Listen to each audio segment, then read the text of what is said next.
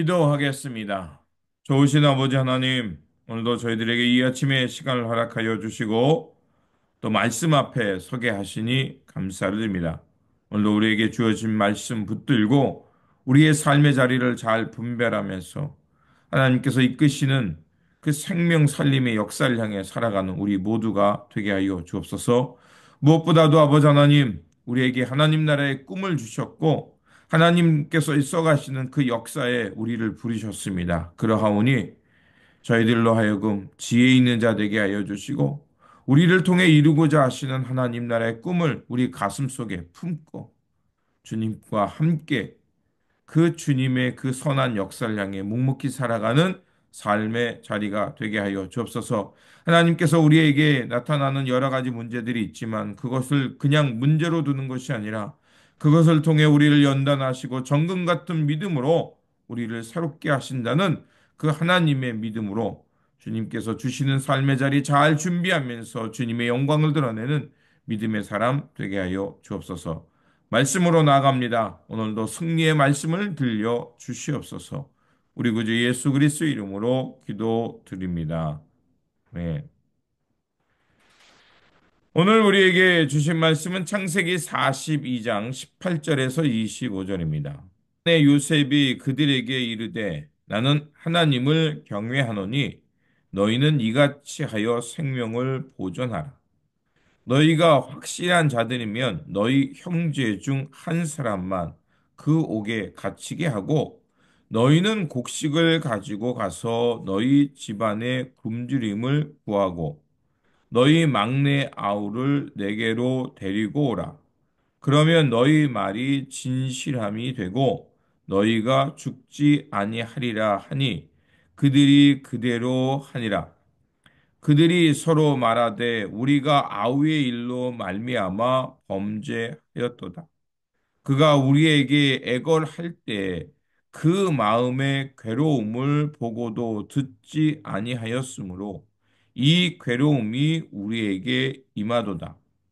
르우벤이 그들에게 대답하여 이르되 내가 너희에게 그 아이에 대하여 죄를 짓지 말라고 하지 아니하였더냐. 그래도 너희가 듣지 아니하였느니라. 그러므로 그 핏값을 치르게 되었도다 하니 그들 사이에 통역을 세웠으므로 그들은 요셉이 듣는 줄을 알지 못하였더라.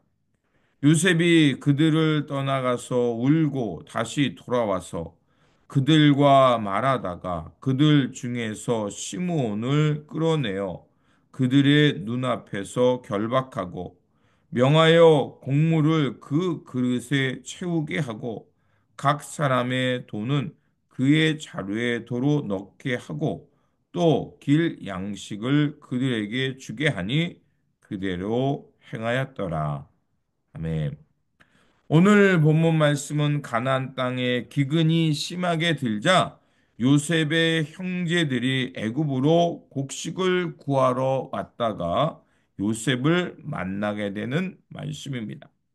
가나안의 기근은 매우 심각해서 야곱은 아들들에게 애굽에 가서 양식을 구해 오라고 명령합니다. 그렇게 요셉의 형제들은 애굽으로 내려가고 그들은 요셉 앞에 서게 됩니다. 요셉은 그들을 알아보았지만 형제들은 요셉을 알아볼 수 없었습니다. 이에 요셉은 형제들을 정탐꾼이라 몰아 세우면서 그들을 신문하게 됩니다. 읽지는 않았지만 9절에 보면 요셉이 그들에게 대하여 꾼 꿈을 생각하고 그들에게 이르되 너희는 정탐꾼이라 이날의 틈을 엿보려고 왔느라라고 이렇게 말합니다.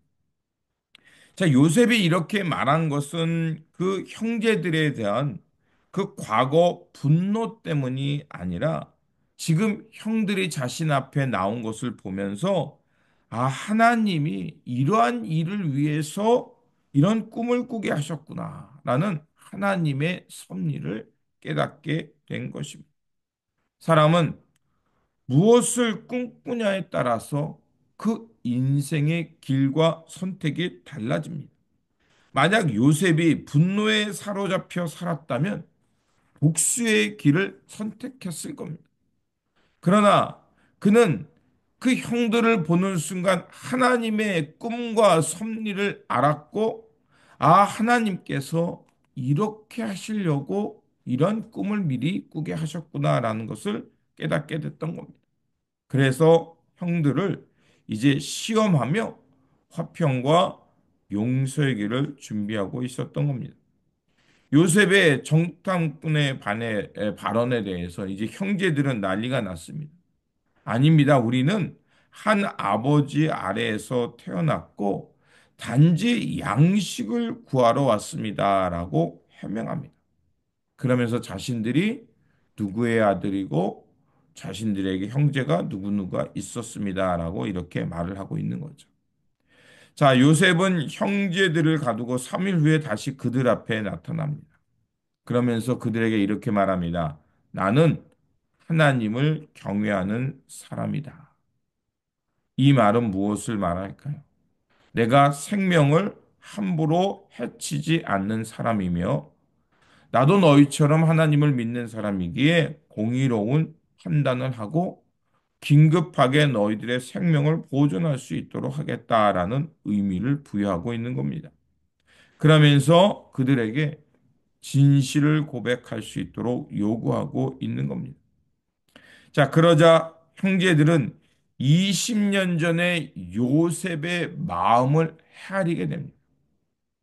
어떤 서제션을 했냐면 요셉이 너희 중에 한 사람을 여기에게 볼모로 잡아둘 테니 양식을 가지고 가서 굶고 있는 사람들을 먹이고 그리고 막내 동생을 데리고 와라라는 그 요구 조건을 내세웠던 겁니다.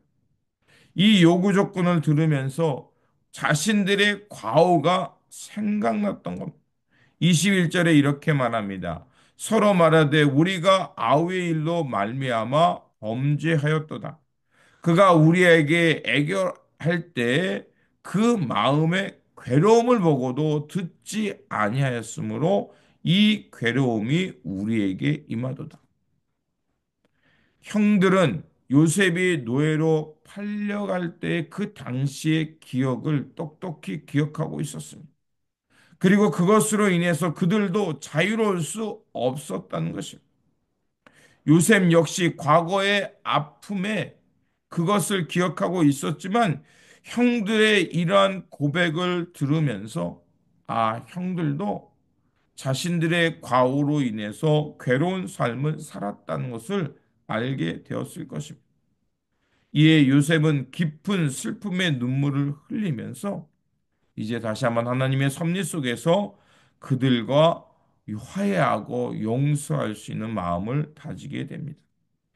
요셉은 시므온을 볼모로 잡아두고 나머지 형들을 고향으로 돌리면서 그 자루 속에 곡식값을 다시 넣어둡니다.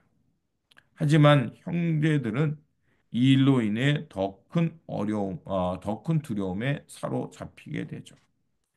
요셉은 형제들과의 재회를 통해서 과거 하나님께서 자신에게 주셨던 꿈을 기억해 냅니다. 그리고 그들과 대화를 통해서 자신이 그 아픔의 기억이 있지만 이 또한 형제들도 똑같은 아픔을 기억하고 있고 괴로워하고 있었다는 것을 어느 정도 깨닫게 된 것입니다. 우리가 요셉의 이야기를 통해서 배울 수 있는 것은 우리의 삶이 때로는 억울한 일, 또 다른 사람이 우리에게 상처를 가하지만 어느 정도 알 수 있는 것은 우리에게 잘못을 한 사람, 그 사람도 잘못을 기억하고 있다는 것입니다. 물론 자기가 무엇을 잘못했냐고 또 뎁대로 따지면서 대드는 사람도 있지만 우리가 이 이야기를 통해 깨닫는 것은 우리가 다시 한번 하나님의 꿈과 섭리를 기억하며 살아갈 때 우리 인생 속에 그 큰 아픔이 아픔으로만 남는 것이 아니라 하나님의 섭리를 배울 수 있고 그것을 통해 하나님께서 용서와 화해의 길을 준비하실 수 있다는 것을 보게 되는 것입니다. 그러므로 우리가 다시 한번 우리 삶 속에 여러 가지 아픔과 또 우리에게 주어진 상처들이 있을 겁니다. 그것을 통해서 다시 한번 하나님께서 우리를 어떻게 성장시키셨는지, 또 이것을 통해 하나님께서 이끄시는 하나님의 섭리가 무엇인지를 잘 다시 한번 발견함을 통해서 하나님께서 주어주시는 평화, 또 용서와 화해라는 것을 통해서 사랑과 은혜가 기쁨이 넘치는 삶이 되시기를 주님의 이름으로 축원드립니다. 기도하겠습니다.